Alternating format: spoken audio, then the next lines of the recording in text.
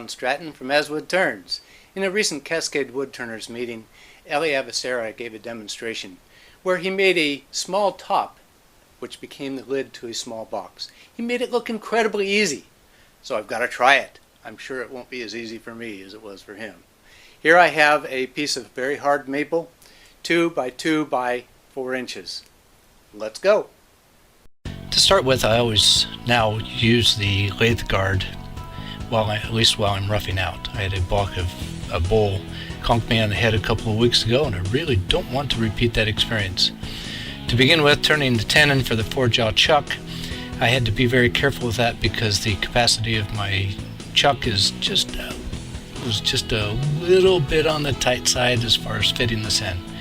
Any smaller and it would not have fit, and I would have had to glue it to a faceplate. I didn't really want to do that. First step then is to finish the bottom of the spinning top. Eli did this in I think 2 or 3 strokes with his tools. It took me about 20 or 30 for me to be comfortable with it. But then texture it a little bit with the tool. Mark the edges of the textures with the skew. Clean it up a little bit with the wire brush and then color it. I used red and blue there on the bottom. This one turned out to be a rainbow of colors because I used quite a few different colors. It's a sampler, if you will.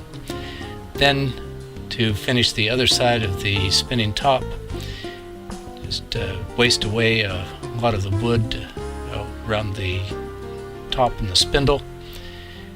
Again, that I'm a little bit more tentative and a little bit than Eli was. He just blew it away, and I take it a little bit easier. I didn't want a highly decorated spindle because it's where you have to twist and use your fingers. I felt that too many coves and beads and such on that would just get in the way of playing with the top effectively. So just a little bit of a bead on the bottom. Then texture the top side. It was a little bit more awkward because by here it was flexing a little bit. Then again, mark it out, clean it up, use some blue and some other color there on those strips, and then oops, didn't quite hang on to that top as I parted it off as much as I'd wanted to. It came off just a bit before I anticipated it would. So it went flying, but it survived. Then start to hollow the box portion. Want to use it as a jam chuck. It took me many tries to get it to fit effectively. Then finish the very tippy top of the spindle and seal it off with the friction stir.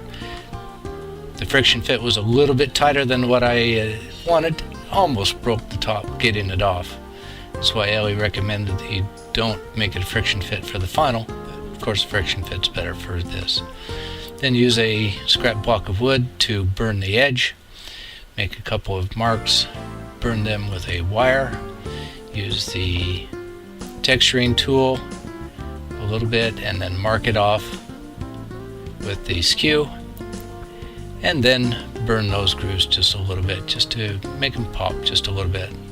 Then a little color here on the texture part. Then seal it up.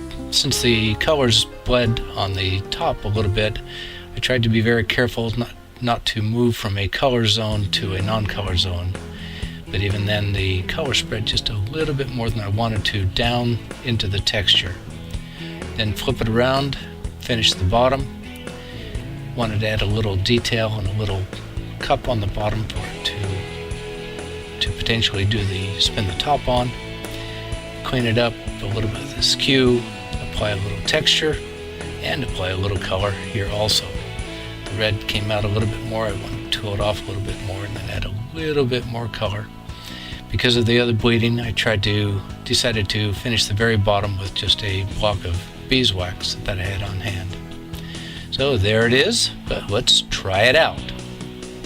Try and spin it on the very bottom of the box, and here we go. Pretty good spin, a little bit of periodicity.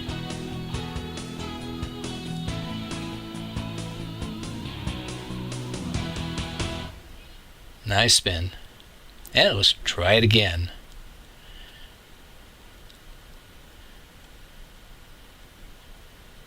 I wish I were that consistently good. There it would. Let's have some fun.